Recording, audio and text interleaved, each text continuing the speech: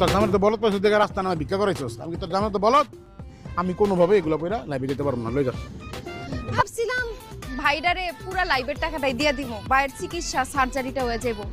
আর আপনারা তো কেউ বাংলাদেশে চিনবো না, আপনি লাইভের মধ্যে থাকবেন এই, আর লাইভের পরে হয়ে যাবেন এই, সার্জারির পুরো টাকাটা উঠে যাইতো আর কি ভাইয়া। হ্যালো গাইস, বলেন তো আমি কোথায় আছি? আমি আছি থাইল্যান্ডের রাজার রাজপ্রাসাদে।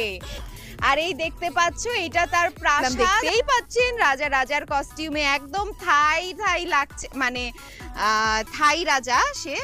এনিওয়ে আমি একটা কমেন্ট পড়ি, একজন কমেন্ট করেছে এটা কি আসলেই রাজা নাকি মূর্তি, এ রাজা তো নড়ে না। সাদিকা মানে হচ্ছে হাই, রাজা রাজা কথা বলে, মূর্তি না, আসল রাজা।